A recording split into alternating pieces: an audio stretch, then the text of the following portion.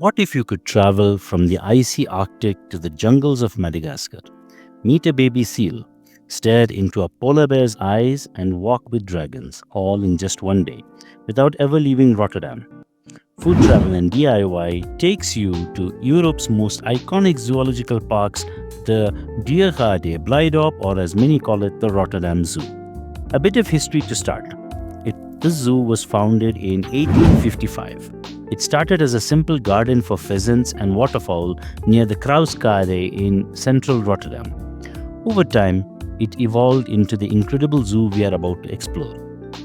We took bus number 33 from Rotterdam Central Station and got off at Blijdorpplein, not at the Diergaarde Blijdorp, which is a common mistake.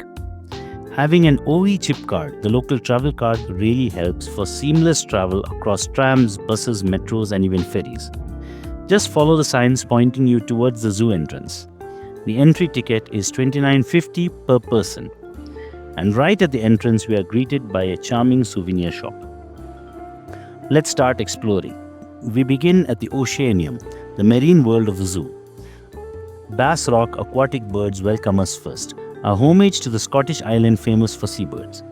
We then spot the sand smelt, silver slide, and the North Sea crab, along with colorful corals. Did you know that the soulfish is born with an eye on each side, but as it grows, both eyes shift to one side? Nature's quirky design. Next up, it's shark tunnel time. These are real shark-infested waters.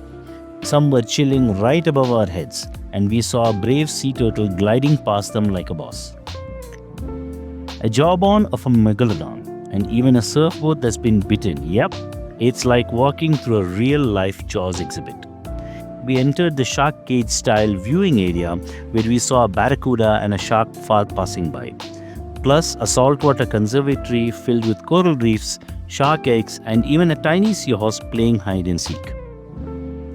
Loving this journey? Make sure to subscribe now so you never miss out our wild travel adventures. We even stumbled upon a beautifully lit Finding Nemo aquarium featuring clownfish, colorful saltwater species, and the curious cow-nose rays, and the look-down fish, some of the most oddly shaped fish you'll ever see. Rhinoceros iguanas were basking in the warmth, looking prehistoric. A Dutch mangrove exhibit showed the Caribbean flora, and then magic. We saw seals splashing in the water and a baby seal drinking milk from its mother. Pure joy.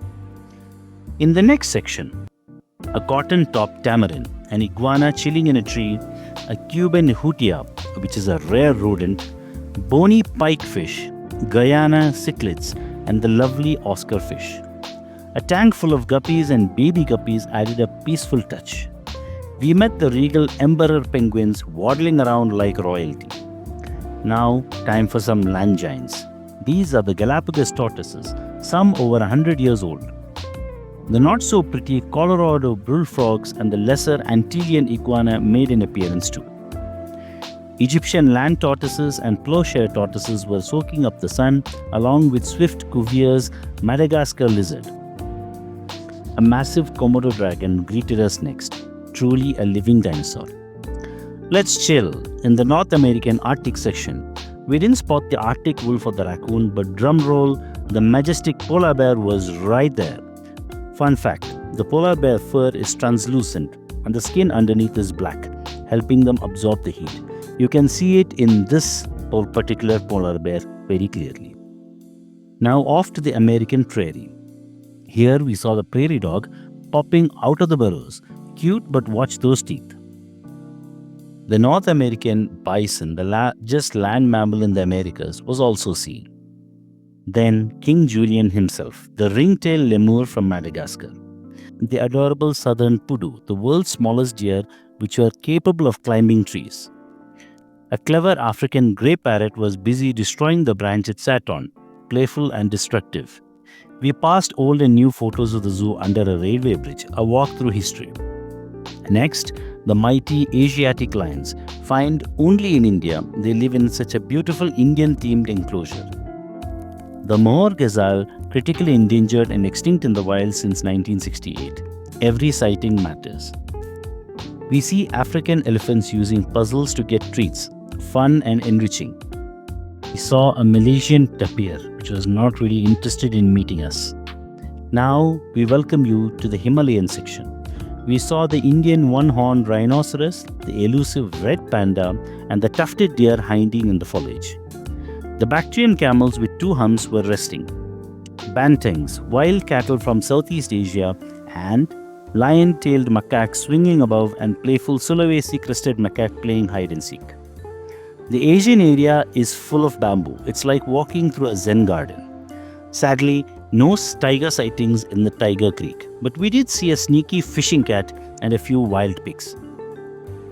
A crazy exhibit showed fire ants walking across a string, and nearby a carnivorous pitcher plant waiting to trap insects. Another Komodo dragon, plus a taxidermy version, a fascinating side-by-side view. Now we saw the great cormorant, a flock of pelicans, and an Amur leopard lounging in the style. A vibrant group of flamingos, a playful troop of Gelada monkeys, and for festive vibes, reindeer. We even walked into an open enclosure with Australian wallabies hopping about. There was a tribute to the Highland gorilla, whose silverback sadly passed away. And there are no more gorillas in this enclosure anymore. A mini playground awaits kids where humans become wild animals. We saw a pygmy hippo, a smaller cousin of the African giant. Black rhinos, African forest buffalo, and yes, even a wild Dutch seagull flew by for a cameo. We saw the red river hog, African meerkat standing sentry, and a baby okapi from the Congo. A lazy crocodile scratching its head, and towering giraffe munching on the high branches. We saw spotted hyenas, zebras, and the rare Dama gazelle with fewer than 200 in the wild, and finally, a fluffy llama, South America's camel. And after 4 hours of non-stop adventure, we say goodbye to this magical place. If you enjoyed this virtual walk through Rotterdam Zoo, please like, share, and subscribe for more wildlife, food, travel, and DIY content. Let us know in the comments which animal was your favorite or which zoo we should visit next.